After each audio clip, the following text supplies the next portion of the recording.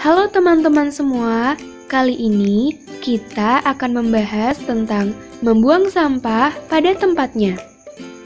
Kami dari kelompok 1 yang beranggotakan 1. Fatihah Lalinda Talenta Azizni, 2. Felita Harianingrum, 3. Eli Kesha, 4. Khairun Nisa Salsabila, 5. Difta Laili Fauzia, dan yang terakhir Salwa Fajriyah. Sampah terbagi atas dua jenis.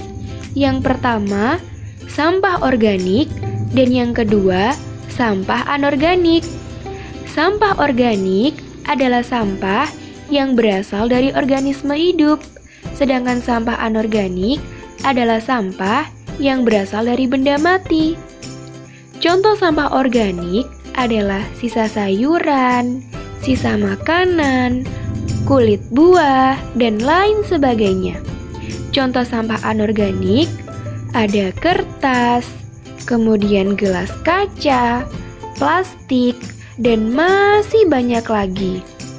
Inilah contoh dari sampah organik dan anorganik.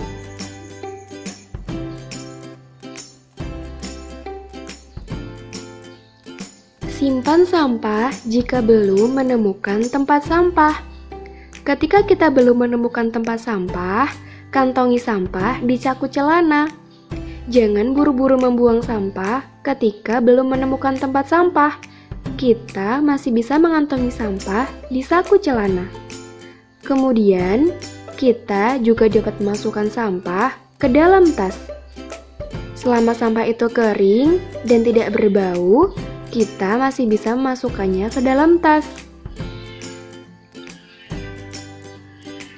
Pengelolaan sampah organik. Ada dua cara pengelolaan sampah organik. Yang pertama, dijadikan pupuk kompos. Kita dapat melakukan kegiatan ini bersama dengan ayah, ibu, atau saudara lainnya.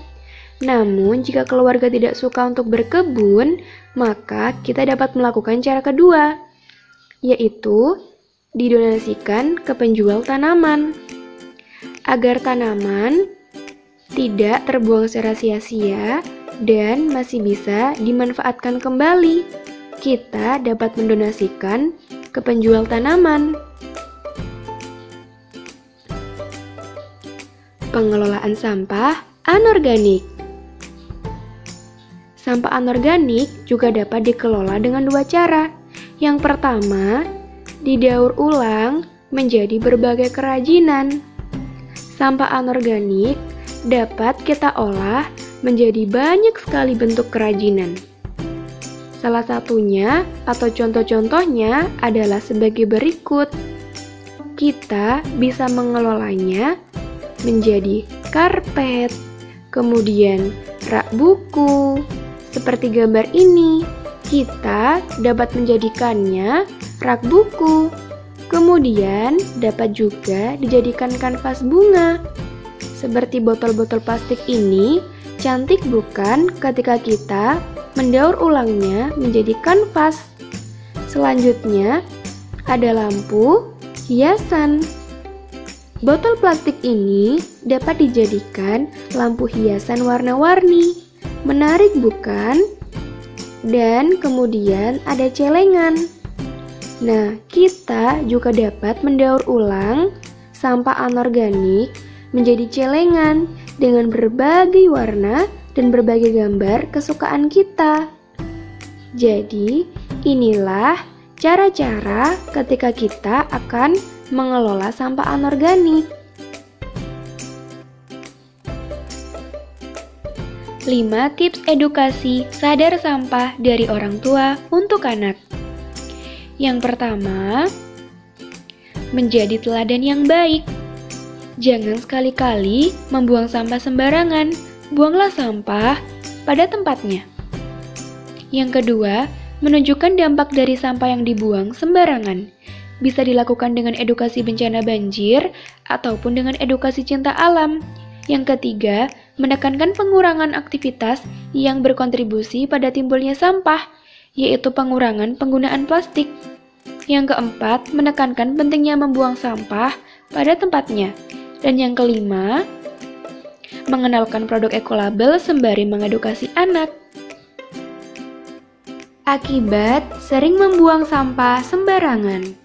Ketika kita membuang sampah sembarangan, akan ada banyak kerugian yang kita dapatkan. Yang pertama, polusi air. Ketika kita membuang sampah sembarangan, air akan mudah tercemar dan menjadi kotor. Yang kedua, banjir. Sampah yang kita buang akan menyumbat saluran air yang ada di lingkungan kita, baik itu di selokan, sungai, dan tambungan air lainnya. Kemudian menyebabkan bau tidak sedap. Sampah yang kita buang akan membusuk, kemudian akan menyebarkan bau yang tidak sedap. Baiklah, itulah teman-teman sedikit pembahasan mengenai pentingnya membuang sampah pada tempatnya.